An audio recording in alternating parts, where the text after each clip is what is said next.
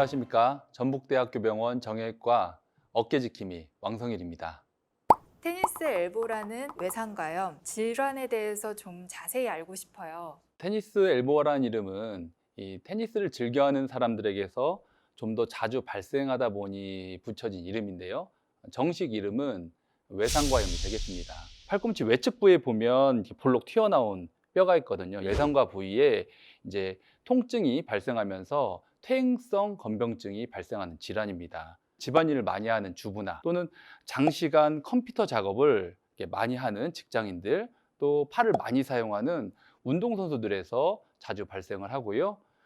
건강보험 심사평가원의 통계 보고에 따르면 외상가염 환자의 경우에 2012년부터 2019년까지 약 37% 정도 증가를 보고하고 있는데 매해 급증하고 있습니다. 연령별로 보면 이제 40대부터 급증을 해서 50대에 가장 많은 비율을 차지하고 있습니다.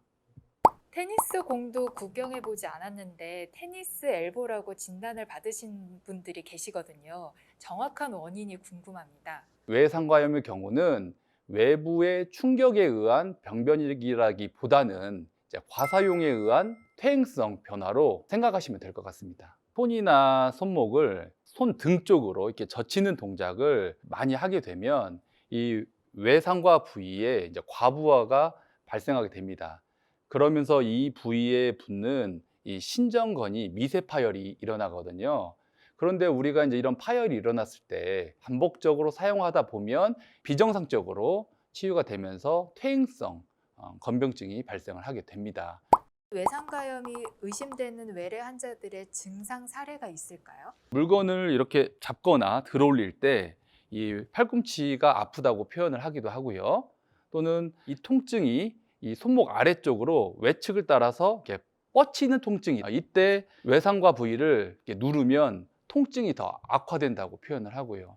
그리고 이제 주부님들 같은 경우는 이 통증 때문에 뭐 설거지를 하거나 행주 짤 때 힘이 안 들어간다고 해요. 아파서. 심한 경우에는 이제 세수하거나 이제 젓가락질 같은 이제 가벼운 동작에서도 통증이 심해서 일상생활이 어렵다고 합니다. 외상가염을 진단하기 위해서는 어떤 검사들이 필요할까요? 팔꿈치 외상과 부위에서 손가락으로 이렇게 눌렀을 때 앞 통점을 이제 확인할 수 있습니다. 또한 환자가 주먹을 쥔 상태에서 손목을 이렇게 젖히라고 하면 이 외상과 부위의 통증이 이제 악화가 됩니다. 영상학적 검사들로는 엑스레이나 초음파, 이제 MRI 등이 이제 시행될 수 있는데요. 보통 이 외상과 부위에 붙는 그 힘줄에 이 비후, 이게 부어 있는 거죠. 염증 때문에 퇴행성 변화나 석회가 끼기도 하거든요. 이러한 병변 등을 확인할 수 있고요. 팔꿈치가 아픈 다른 원인들이 또 있을 수 있거든요. 예를 들면 외측 측부인대 파열이나 요골신경 포착 증후군 같은 그런 병변들을 확인하기 위해서 MRI가 유용할 수 있습니다.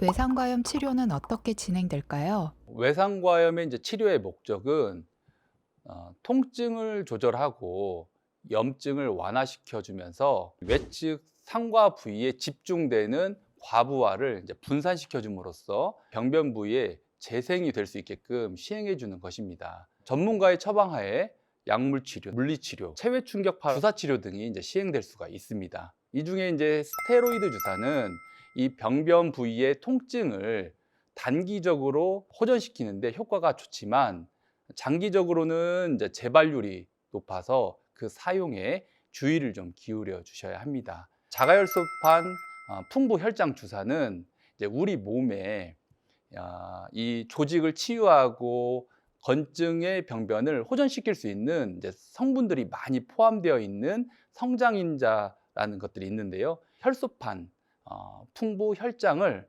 뽑아서 그 병변부에 주사를 줌으로써 자가 치유를 할 수 있게끔 도와준다고 생각하시면 될 것 같습니다.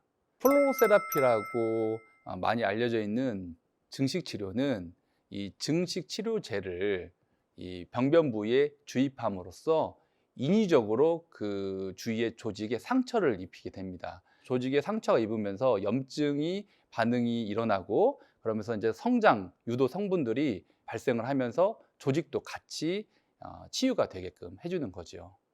일상생활에서도 혼자 외상가염을 관리할 수 있는 방법이 있을까요?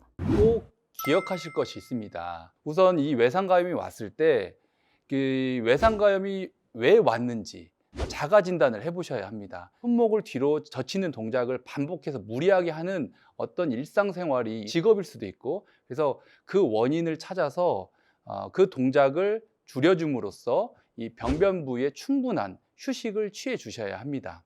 무거운 물건을 들 때 좀 더 요령 있게 천천히 해주시려고 노력을 해 주셔야 하고요. 그리고 팔꿈치 밴드 등이 있습니다. 팔꿈치 아래쪽에 착용을 해서 외상과 부위에 집중되는 과부하를 이제 분산시켜 줌으로써 통증을 줄여 주실 수 있어요. 다음으로 스트레칭과 근력 운동을 일상에서 자주 해 주셔야 합니다. 이제 스트레칭의 경우에는 팔꿈치를 쭉 핀 상태에서 이제 이 손을 안쪽으로 돌리고 손목을 아래쪽으로 스트레칭을 시간이 날 때마다 틈틈이 반복해서 유지를 해 주셔야 하고요. 통증이 일부 완화가 되면 그때부터는 이제 가벼운 아령 등을 이용해서 근력 운동을 같이 해 주셔야 합니다. 보존적 치료에 90% 이상의 성공률을 보이기 때문에 수술 치료까지 필요한 경우는 드뭅니다. 하지만 이 증상 자체가 6개월에서 한 1년까지 장시간 지속되는 경우가 흔하기 때문에 꾸준히 반복해서 시행을 해주시는 것이 중요합니다.